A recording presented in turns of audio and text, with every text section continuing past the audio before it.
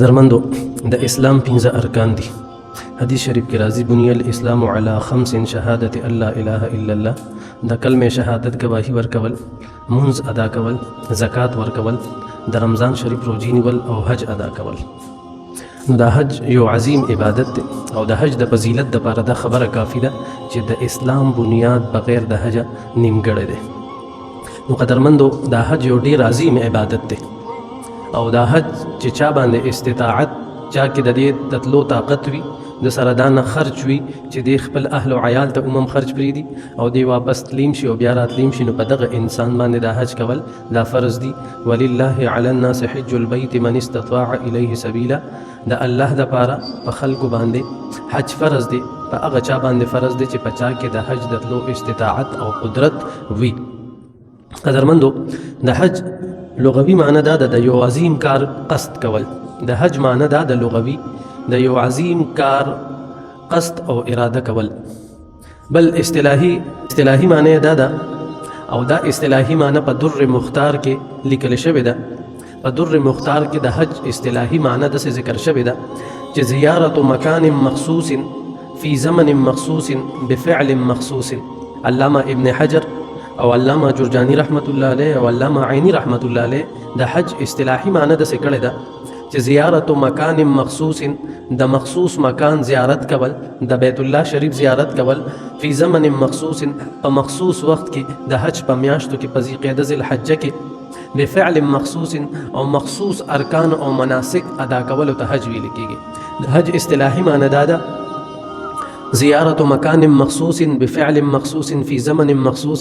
د مخصوص مکانات د بیت الله شریف زیارت کول او په خاص وخت کې د حج په وخت کې د هغې زیارت کول او خاص مناسک ادا کولو ته حج ویل کېږي. حج په فرضیت باندې دلیل دا دی ولله علی الناس حج البیت من استطاع الیه سبیلا، چې د الله جل شانه دپاره په چاله چې الله جل شانه استطاعت او طاقت ورکړی دی نو په هغې باندې حج کول دا فرض دی. په زندګۍ کې یو پیره کول په ده باندې فرض دی. په قرآن پاک کې یو بل ځای کې آیات دی په سورې حج کې ګوره د حج د فضیلت اندازه ته د دې نه ولګوه چې د حج په باره کې الله جل شانه خاص مکمل یو صورت نازل کړی دی، د هغې سورې حج نوم دی، په 18 سپاره کې دی. نو د دې نه ته د حج د فضیلت اندازه ولګوه. بل په دې کې یو آیات دی وأذن فی الناس بالحج، وأذن فی الناس بالحج. ابراهیم علیه الصلاۃ والسلام ته الله جل شانه وی چې اے ابراهیم علیه الصلاۃ والسلام په خلکو کې د حج اعلان وکړه، په خلکو کې د حج اعلان وکړه. وأذن فی الناس بالحج دا آیات په سوره حج کې دی. د دې په تفسیر کې تفسیر مظهری، تفسیر بغوی او تفسیر قرطبی دي درې وانو د حضرت ابن عباس رضی الله عنه قول نقل کړی دی د دې آیات په ضمن کې. د دې آیات په تفسیر کې د ابن عباس رضی الله عنه قول نقل کړی دی او هغه قول څه دی؟ وی کله چې ابراهیم علیه الصلاۃ والسلام د بیت الله د تعمیر نه فارغ شو نو الله جل شانه ورته وی ابراهیم علیه الصلاۃ والسلام ته وأذن فی الناس بالحج، وأذن فی الناس بالحج،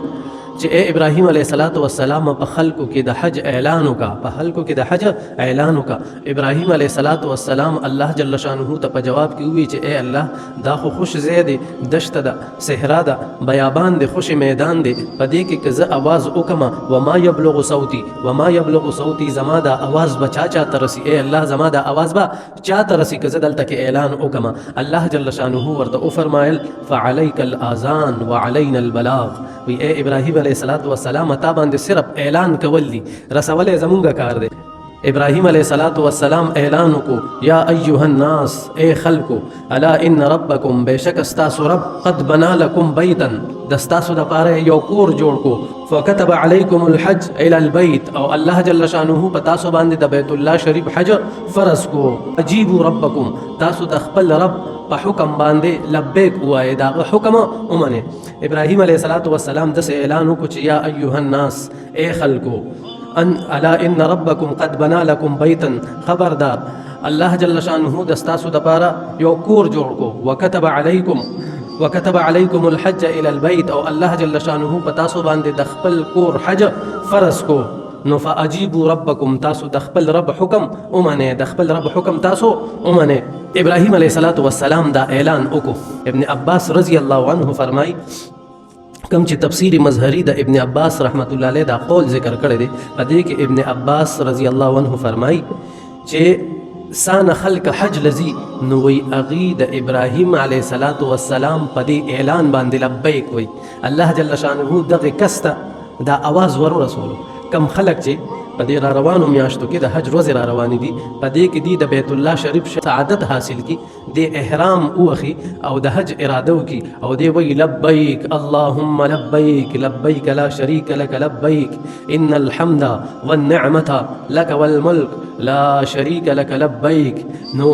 دا د ابراهیم علیه الصلاۃ والسلام چې د الله جل شانه په حکم باندې د الله جل شانه اعلان د الله مخلوقات ته کړی دی نو دغه انسان ته د ابراهیم علیه الصلاۃ والسلام دا حکم اعلان ورسېدو او د پاغي باندې لبیک وی او دی حاضر نو دا د ابراهیم علیه الصلاۃ والسلام غا اعلان باندې د لبیک وی او یو بل حدیث شریف کې راځي وی چې څوک لبیک وی لبیک اللهم لبیک وی که یو پیره وی نو الله جل شانه به د باندې یو پیره خامخا حج کوي او کچا وی دو پیری وی وین دو پیری به د حج نصیب کیږي او کچا درې پیری وی نو درې پیری به ورته حج نصیب کیږي نو تاسو ټول وای لبیک اللهم لبیک لبیک لا شریک لك لبیک ان الحمد والنعمه لك والملك لا شریک لك لبیک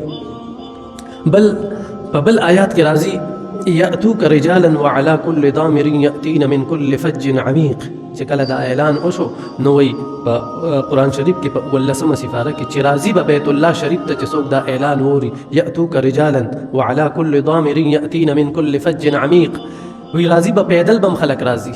او په کمزورو اوخانو باندې به خلق راځي د بیت الله شریف حج ته من كل فج عمیق د لرې لرې علاقونه نو ګوره ابراهیم علیه الصلاۃ والسلام په زمانه کې د لرې لرې علاقونو خلک راله الحج وکړو بیا ورپسې د ابراهیم علیه الصلاۃ والسلام د دې اعلان 5000 سال شوي دي 15000 کاله مخکې اعلان شوی دی تر اوسه پورې خلک بیت الله شریف ته راځي د دنیا د ګوټ ګوټ نه خلک راځي ته چې لاړ شې تا ته سره به د هر ملک خلک ملاویږي د برازیل د امریکې د UK د مسلم ممالک سانه چې دي د هر ځای خلک به تاسو سره الته کې ملاویږي په ټوله دنیا کې په کم ملکونو کې مسلمانان دي داسې خلک هم وي چې هغوی پاکستانیان وي په امریکا کې په UK کې مقیم وي او الته کې باقاعده اوسېږي او د هغه ځای نه حج له راځي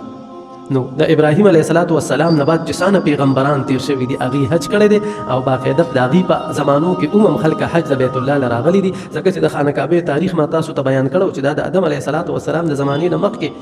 پیدا شوې ده او بیا آدم علیه الصلاۃ والسلام حج کړی دی ابراهیم علیه الصلاۃ والسلام یې دوباره تعمیر کړی دی بیا دغه شانتې مختلف اوقاتو کې مختلف بادشاهانو د هغې تعمیر کړی دی دغه ځان له یو بېله موضوع ده دغه شانتې بیا د عیسی علیه الصلاۃ والسلام او زموږ د پیغمبر په مابین کې 571 سال فاصله ده د دې په دوران کې اگر که مشرکین بت پرست وو خو د بت پرستۍ او د جاهلیت په حالت کې هغوی د حج عبادت نه دی پرېښی نو دا یو عظیم عبادت دی ښه د حج ادا کول دې د وجې نه وَإِذْ جَعَلْنَا الْبَيْتَ مَثَابَةً لِلنَّاسِ چې الله جل شانه دا بیت الله شریف د عبادت او د امن ځای ګرځولی دی د عبادت او د امن ځای الله جل شانه ګرځولی دی مسلم شریف کې د حضرت ابو هريره رضی الله عنه حدیث دی وی نبی علیه الصلاۃ والسلام یو پیره خطبه مونږ ته بیانوله نو په خطبه کې مونږ ته دا حدیث وی په خطبه کې نبی علیه الصلاۃ والسلام مونږ ته دا حدیث وی چې یا ایها الناس قد فرض علیکم الحج فحجوا چې اے خلکو په تاسو باندې الله جل شانه د بیت الله شریف حج فرض کړی دی نو لہذا تاسو حج ادا کړئ نو صحابه کرام ناستو په صحابه کرامو کې یو صحابي دی اقرع بن حابس نوم دی اقرع بن حابس تمیمی رضی الله عنه هغه تاسو کو اکل عام یا رسول الله نبی علیہ الصلوۃ والسلام وی چې اے صحابه په تاسو باندې الله حج فرض کړی دی نو دې صحابي تاسو کو اکل عام یا رسول الله اے د الله رسول هر کال په مونږ باندې حج فرض دی نبی علیہ الصلوۃ والسلام چپ شو د دوباره تاسو کو اکل عام یا رسول الله اے د الله رسول هر کال په مونږ باندې حج فرض دی بیا نبی علیہ السلام چپوالی اختیار بیا د تاسو کو اکل عام یا رسول الله اے د الله رسول هر کال په مونږ باندې حج فرض دی نبی علیہ الصلوۃ والسلام بیا چپوالی اختیار بیا نبی علیہ الصلوۃ والسلام او فرمایل که چرته ما تاسو ته ویلي لو قلت نعم لوجبت وی که چرته ما تاسو ته ویلي چې او هر کال فرض دی که ما درته ها کړو نو دا به تاسو باندې هر کال فرض شي نو بیا به دا تاسو ته ډېره ګرانه وه ځکه چا سره به دا نه وسایل یا دا نه اسباب نه برابرېدل هغه باندې به بیا فرض وه او بیا نبی علیه الصلوۃ والسلام دا وویې ګوره وایي چې کله درته زه یو حکم وکم ای صحابه کرامو کله درته زه د یو عمل حکم وکم په هغې باندې فورا عمل کوئ او که د یو کار نه زه تاسو منې کړم نو بس د هغې نه منې شئ په هغې کې ډېر تپوسونه مه کوئ ځکه یو شی به فرض نه وي او تاسو به ما نه تپوسونه کوئ نو زه خو پیغمبر یم که زه ویم چې او نو بس خو بیا تاسو باندې واجب شو یا در باندې فرض شو نو وی بنی اسرائیل به د خپل پیغمبرانو نه چې یو حکم براله هغه کې به بار بار تپوسونه کول مسله به باغی باندې ګرانه شو نو د هغې د وجې نه هغې بیا هلاک شو ځکه چې حکم ګران شي بیا خو انسان کمزور دی عمل به یا کولی شي یا به نشي کولی نو هغه معامله ورته ګرانه شي نو عام طور باندې صحابه کرام یې منع کړل چې لکه تاسو په هر حکم کې داسې قسمه تپوسونه مه کوئ دا یو ډیر زیات عظیم عبادت دی او چاله چې الله جل شانه وس طاقت ورکړي وي نو هغه باندې حج فرض دی ګوره حدیث شریف کې دی لپاره ډیر سخت وعید راغلی دی من حج لله حج په چا باندې فرض شي مطلب هغه سره د حج کولو طاقت وي هغه عمره پیسې ورسره وي او هغه سره چې کوم دی زاد راه توشه د سره برابر وي او د هغې باوجود هم دی حج اونکي نبي علیه الصلاة والسلام وایي که دی یهودي مري او که دی نصراني مري زما په هېڅ پروا نشته زما په هېڅ پروا نشته ګوره دا ډېره سخته خبره ده ته دې ته سوچ وکړه دې کې څه نه ګهرایي ده په دې خبره کې چې په چا باندې حج فرض شو الله جل شانه د ټول وسایل ورکړي دي او د هغې باوجود دی حج ادا نه کي دی حج ادا نه کي نو وایي نبي علیه الصلاة والسلام فرمایي چې زما ورسره هېڅ کار نشته که دی یهودي مري او که دی نصراني مري نن سبا ما سره د خپل عیش عیاشۍ دپاره ما سره پیسې وي د خپل ګاډي او د خپل اضافي کورونو اغشتو دپاره ما دپاره ما سره پیسې وي پردو ښځو باندې لګولو دپاره ما سره پیسې وي که چېرته د حج خبره ورسته کوې نو بیا وایي ما سره پیسې نشته پیسې ورسره وي او د هغې باوجود هم دی حج نه ادا کوي تاسو ته پته شته مالک ابن دینار رحمت الله علیه یو ځای کې روان وم یو کس مې ولیدو شلو پخپو باندې او په خړپوسو باندې روان و خړپوسو باندې او ډېر په تکلیف باندې روان و سره غرمه او تک سور نور وای ما ته تاسو کو چې ای بنده چرته روان دی وای د حج اراده مې ده وای زما په ډېر سخت زړه خپه شو وای ما ورته وی چې زمزه له سواری در کومه ته چې دا نه په تکلیف باندې زی او په خړپوسو باندې زی او ځان پسې خپې راکاږي او دا خو ډېر زیات مزل دی خو به د حج دپاره دي د روژې نه مخکې روان شو مخکې به د روژې نه روان شو د حج دپاره پیدل مزل به اوس خو ډېره اسانه ده قاسم نانوتوي رحمت الله علیه باره کې راغلی دي د حج اراده مې وکړه او د حج په ارادې باندې روان شوم رمضان شریف را باندې رالو چې امې که ته ما سره خو حافظ نشته حافظ را سره نشته ختم به څنګه کوو وایي دروازې به کېناستم یوه سپاره به مې یاده کړه او هغه سپاره به بیا ما د شپې په تراوو کې وروله نو وایي په 10 ورځو کې مې 10 سپارې م ورولې او په رمضان کې مې ختم وکړو او په 10 ورځو کې د قرآن پاک حافظ شو نو دغه خلک چې حج له لاړ شي بیا د هغوی په حج کې نورانیت هم وي دغه شانتې امام شافعي رحمت الله علیه د مکې نه مدینې ته سفر کولو او وایي کله به پیدل تلم او کله به په سوارۍ باندې ناست وم او وایي 12 سپېرې پکې ما قرآن پاک ختم کړو 12 سپېرې ما قرآن پاک ختم کړو وایي مدینې ته چې لاړم د امام مالک رحمت الله علیه هلته کې درس کې شامل شوم ما وی چې د دې نه علم زده کوم وایي ما سره د لیکلو څه نه و نو وایي یو ډکې مې راواغېشتو وایي نورو خلکو سره قلمونه وو ما سره څه نه وو ډکې مې راواغېشتو په هغې باندې ما احادیث لیکل ځان سره مې لیکل چې کله درس ختم شو امام مالک صاحب خو فراست والا انسان و دی کس ته وی چې لکه راشه دا تاسو احادیث لیکل وایي ما ورته وایم چې جي دا خو ډکې دی په دې باندې دا خو ما هسې د برکت دپاره ګرځه خو هغه احادیث ما په زړه باندې لیکلي دي وي ښه وایي تا ته یاد دي وایي ما ته وروه 100 احادیث یې ورته په هماغه ټایم باندې وورول نو ده ته به 100 احادیث نه یادېدل چې د 12 ختمونه کړي دي 12 ختمونه کړي دي مونږ حج له لاړ شو او هلته کې د بیت الله شریف نه طواف کوو او کیمره م نیولې وي ویډیو کال هم کړي وي یا چې کوم دی کیمره په هر ځای کې مونږ کیمره مخې ته کوو نو مونږ ټول عبادات مونږ ځان له په هغې باندې خراب کړو ځکه چې اوس ته په بیت الله شریف کې په طواف کې تاویږي او تا چې کوم دی ویډیو کال مې لو کړی دی ته چا سره چې خبر کړې نو ستا خو د الله سره د خبرو کولو وخت دی دا خو ته ځان له خپل قیمتي ټایم ضایع کې ستا توجه خو دلته کې نشته ګوره د انسان کنسنټریشن دا په آنې واحده کې د شیانو ادراک نشي کولی چې یو الله ته متوجي او انسانانو سره متوجي وي نو داسې خو نشي کېدی نو 12 سپېرې امام شافعي رحمت الله علیه قرآن پاک ختم کړی او بله درته وویل د مالک بن دینار رحمت الله علیه د معذوره کس ته وایي زما دا سواري واخله او وایي لاړ شه حج له معذور ورته په جواب کې څه ووایي معذور ورته په جواب کې دا ووایي وی اے مالک ابن دینار چې چا نه خپل آقا خپوي او خپل مالک او خپل رب ته نه خپوي او زه به هغه له په سوارۍ باندې ځم پرېږده چې سم په تکلیف باندې لاړ شم په هغې تکلیف کې هغه تللی د حج د بیت الله ده مالک ابن دینار رحمت الله علیه فرمایي وی په دغه کال باندې ما ته عموم توفیق میلو شو چې زه حج له لاړ شم وی زه حج له لاړم بیت الله شریف ټول مناسک مونږ ادا کړل د قربانۍ وخت چې کله رالو قرباني کېدله که نه وی د خلک داسې راتو وی زه ورغلم ما یم چې دا خلک څنګه راته دي یو کس مې ولیدلو چې هغه دوا غوښتله وی ما وکته وی چې دا دغه معذوره کس او وی دې کس څه وی دې کس دا وی چې ای الله د بیت الله شریف زیارت مې وکړو حجر اسود مې ولیدلو طوافونه مې وکړل زمزم مې وڅښل صفا مروه مې وکړه ټول مناسک مې ادا کړل ای الله ته خبر یې زما په حال باندې چې زما د قربانۍ وس نه کېږي زما د قربانۍ وس نه کېږي ټول اعمال مې وکړل او ای الله د قربانۍ وس مې نه کېږي دا ټول خلک ګواه دي زه په قربانۍ کې د خپل ځان پیش کوم د خپل ځان زه د خپل ځان قرباني ورکوم زناور مې د وس نه کېږي مالک ابن دینار رحمت الله علیه فرمایي چې په هماغه ټایم کې د ده نه روح قبض شو د قرباني الله جل شانه قبول کړه د قرباني الله جل شانه قبول کړه نو اراده سوا دي چې کله حج دتل اراده سوا چې رب راضي کوم چې رب راضي کوم نو که چرته ما او تعالی الله جل شانه د عمره او د حج د توفیق راکو پهلا اراده به زمونږ داوي چې مالک به راضي کو مالک به راضي کو نو بیا به راضو مین مقصد هغه زمونږ میشن ویژن چې وي هغه به داوي چې مونږ به خپل رب راضي کو که رب را ناراضي نه وي کنه نو یې سم حاصل نه دي نو په عمرو کې بیا دغه شانته حدیث شریف کې دام راځي من حج لله فلم يرفث ولم يفسق چا چې د الله جل شانه د رضا د پر حج وکړو هغه کې چې کوم دي د حج ګویونه کا او بد کلامی بد اخلاقی چا سره اونکا نو الله جل شانه به دسي کی کيوم ولدته امه الله جل شانه به د ګناهونو نه دسي پاکي لکه څنګه چې انسان د مور نه په کوم ورځ باندې پیدا شي او څنګه د ګناهونو نه پاک وي معصوم دسي به د انسان سوي معصوم وي خو شرط پکې دا دی ګوره چې ریاکاری او نام او نمود پکې نه وي ښا چې دا نه چې حج لا دا شوی نه وي او دا غزنه تا ټلیفونونه شروع کړي چې گیټونه راته نه وي کې او غاګانې حلال کې او خلکو ته وایي نه د الله جل شانه د رضا لپاره هر کار د الله جل شانه د رضا لپاره او بل دا ده نبی علیہ الصلوۃ والسلام فرمایي د حاجی دعا قبليږي حاجی چې د چا د حاجی مغفرت موشي او حاجی چې د چا د پاره د مغفرت دعا وکي د مغفرت دعا نو اغي مغفرت الله جل شانه کوي نو حاجی چې ویراشي او خلک هغه سره ملو شي چې ماته دعا وکړه نو یغه ته د مغفرت دعا کول پکار دي ځکه چې حدیث شریف کې راغلي چې حاجی د چا د پاره مغفرت وغواړي نو الله جل شانه دا هغه دعا قبلای زموږ اکثر چې موږ په بکسه کې څوک مسائل واچي مخکې ورځو کې یو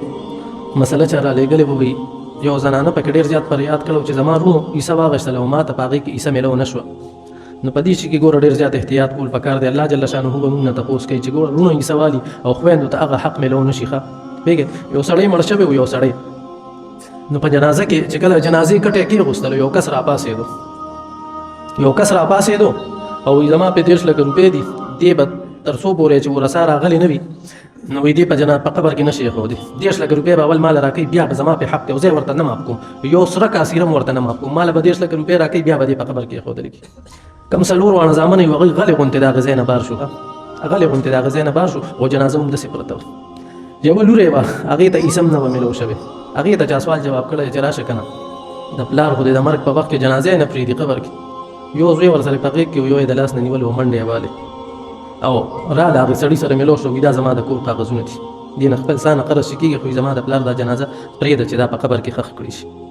هغه کاغذونه په لاس کې نیولې او ورته وی کې د دینه برابر نشو کنه وی د خپل بچي به خرڅ کما خو زما د پلار د جنازه پرېده چې دا په قبر کې خخ کی قدرمندو مونږ چې ګور پلار والدین زمونږ وفات شي مونږ اکثر خصوصا په پښتو معاشره کې مونږ خويندو له حق نه ورکو او په خپل مینس کې هغه تقسیم کو او خويندو له پکې حق نه ورکو قیامت پوز به الله جل شانه زمونږ نه تپوس کوي ښه د دې تپوس به مونږ نه کیږي دغه تور سره تپوس به مونږ نه کیږي نو یو روپیم چې کم دي دا د خويندو نه وي خوراک پکار بلکې دا غي خو زیاته کمزوري خو زنانه د تور سره ده پکار د غي زیاته یې سور کې غیرت خدا نه دی اے پښتون اے غیرتمند غیرت دا نه دی غیرت خدا دې ته ولې ایسه ورکته ولې خپل ایسه ورکا تور سره د کمزوري ته غزوانی ته غټل شي نو په دې حقوقو کې ډیر زیات خیال ساتي ګوریا سینه چې د قیامت پر ورځ باندې زمونږ غاړه بند وي او ال بیا نه شفارس کیږي او نه پیسې چلیږي دلته کې خو به ټوپک هم استعمال کې پیسې به استعمال کې شفارس به استعمال کې ال بیا ستاده شي نه چلیږي ګوریا الله جل شانه دې موږ په دین اسلام باندې په هراکي وما علينا الا البلاغ